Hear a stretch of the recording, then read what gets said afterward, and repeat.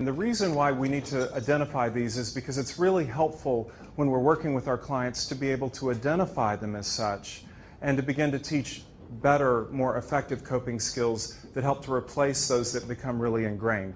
And what I've called them is deficit defenses. Deficit meaning the self-validation deficit. So the first one I'd like to talk about is overcompensation. I must hide my inadequacy behind a mask of overachievement.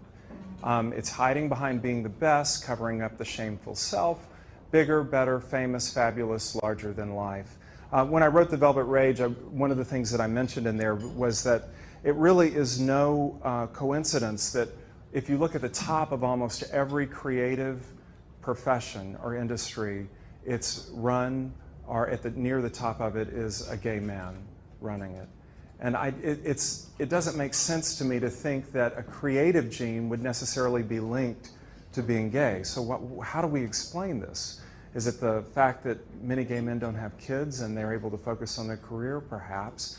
But I do think that there's something to this overcompensation, which is because I fundamentally believe, because I grew up invalidated, and I fundamentally believe that there's something about me that makes me unlovable, that if I can get to the highest and be the best at it, be bigger, better, more fabulous than everyone else, it will make it okay.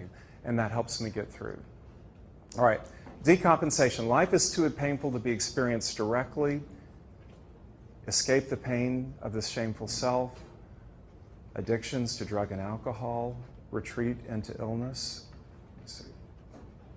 Now, while we wouldn't be so brazen to say that decompensation is the sole cause of addiction, it certainly plays a part in it. And in self-medication, in that aspect, where we're using drugs and alcohol to try to medicate, to try to escape the present reality, when you're hit with that onslaught of shame, and the mechanisms that you've used to defend yourself against it, primarily validation from other people, starts failing you, where you need more and more and it's not coming, or your world begins to fall apart and you're not able to get it, it's a way to escape the pain, to reach down into your addiction and engage in it.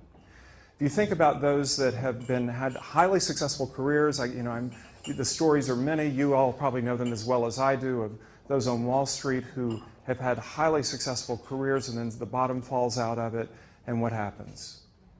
They start drinking and using. That is their defense, and it has failed them.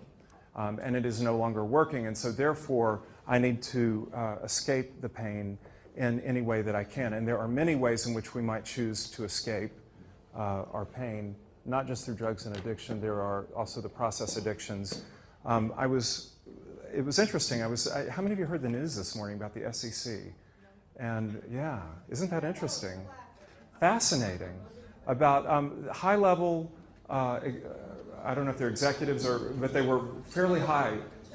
Attorneys and executives at the SEC making up to $200,000 a year watching pornography on their computers at work up to 8 hours a day. One of them accessed pornographic sites. Did you remember the figure? It just blew me. 1,800 times, and it was like in 2 days or 3 days. It was crazy. I mean, clearly an addiction. I mean, clearly. I mean, it's way beyond anything. It's an escape. Well, that was the point that they were making on Good Morning America as well. Like, do you suppose they were watching porn rather than watching the stock market? Or, who knows? But if that's the case, but it is the case that it is one of the things that really starts the road of addiction. Which is the defense of overcompensation fails to work, and because the problem with overcompensation is that it always requires more. And it always requires bigger. And you get on that treadmill and it's more and more and more. And clearly, some people are able to pull this off for a lifetime, but not many of us can.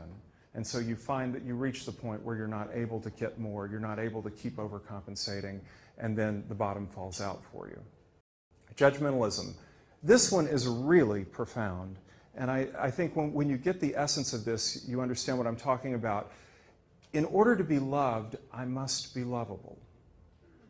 When we grow up in an invalidating environment where love To be loved means meeting a certain requirement.